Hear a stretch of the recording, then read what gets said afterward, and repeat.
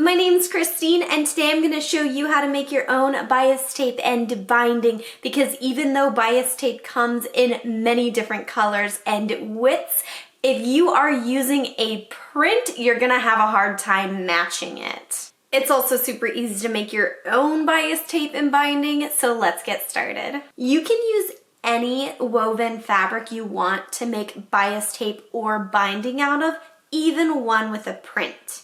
Binding is cut from the vertical or straight grain of your fabric, and sometimes from the horizontal or cross grain of your fabric. But bias tape and bias binding are always cut from the diagonal or bias of your fabric.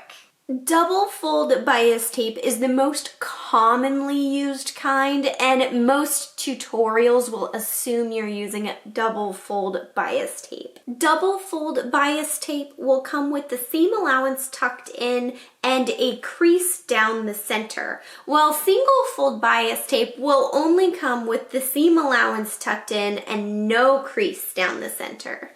Binding, on the other hand, will often only come with one fold down the center and no seam allowance tucked under. And the edge of bias tape and binding that you buy in a store will not unravel, but if you are making your own at home, you might get a little bit of fraying. Bias tape and binding come in many different thicknesses, and when you're making your own, you need to calculate how wide you want your binding or bias tape to be before you cut it out. An inch wide strip of fabric will become a 1/4 inch wide bias tape, but blanket bindings can be 3 or 4 inches wide. No matter how wide you want your bias tape or binding to be, just make sure you add a 1/4 inch for a seam allowance on either side. After you cut out your bias tape or binding strips, you can join them together to make a longer strip of tape. Joining strips of binding together is super easy because you have nice straight edges to seam together. But since bias tape comes with a diagonal edge, you need to line your strips up at a 45-degree angle and sew a diagonal line across, so your strips will lay flat when they're opened. And then press all your seams open so that your tape lays flat. Double fold binding and bias tape is first folded and pressed in half, and then each half is folded and pressed in half as well. So you end up with 3 folds altogether on a double fold bias tape or binding. Single fold binding or bias tape only has the seam allowance folded and pressed up. So you'll have 2 folds on a single fold binding or bias tape. And you will sew binding and bias tape to your fabric in the same exact way. Unfold your tape and line it up with the edge of your fabric right sides together. Sew them together along the first fold line, keeping within the seam allowance. Then fold your tape back over the edge of your fabric and tuck your seam allowance down. You can sew this down by hand for an invisible finish, or you can use the stitch in the ditch method with your machine. To use the stitch in the ditch method, you have to make sure the fold line on your tape is actually slightly off center, so the back of your tape is slightly longer. Otherwise, you will need to stitch slightly over the edge of your tape to secure both edges. And there's 2 ways to go around corners when you're sewing on your binding and bias tape.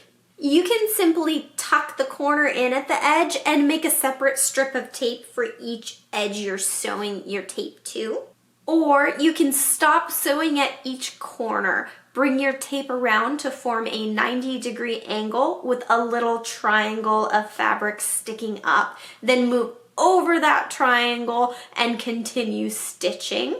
Then when you fold your tape over, you will have a metered corner. And that way you can use one strip of tape for your entire piece. I personally think metered corners look a lot nicer, but each type has their uses. And don't forget to press your bound edges when you're done for a more polished finish. And now that you know how to make binding and bias tape, you just need to know when to use which one for what sewing project. Binding is better for straight edges and seam finishing because it won't stretch when you pull on it. But bias tape will stretch when you pull on it just slightly because it's cut on that bias of your fabric. This helps create smoother and less crinkled finishes on curved edges. But using too wide of a bias tape on a curve can also cause wrinkles. So try to use as thin of a bias tape as possible on curved edges. Since necklines and armholes are normally curved, bias tape is usually a better option than binding because it will curve with your edge. But some clothing, especially historical clothing like this Renaissance chemise I made a few weeks ago, do use binding along the neckline.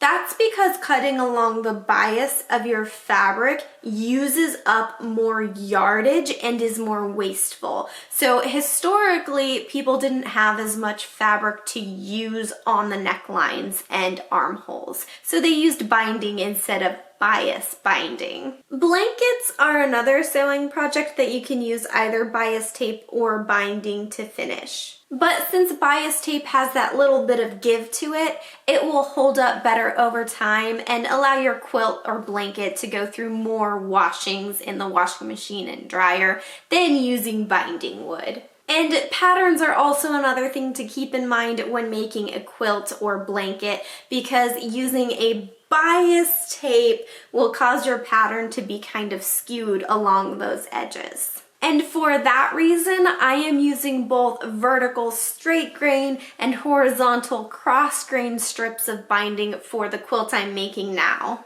There have been a lot of setbacks while making this quilt, but it is in progress and I promise you there will be a video for this quilt when it's done, so make sure you're subscribed to my channel when that video comes out. Let me know down in the comments if you have any other questions about making or using bias tape or binding. Please leave a like on this video if you haven't already. Thank you so much for watching my video today. I will see you guys next week.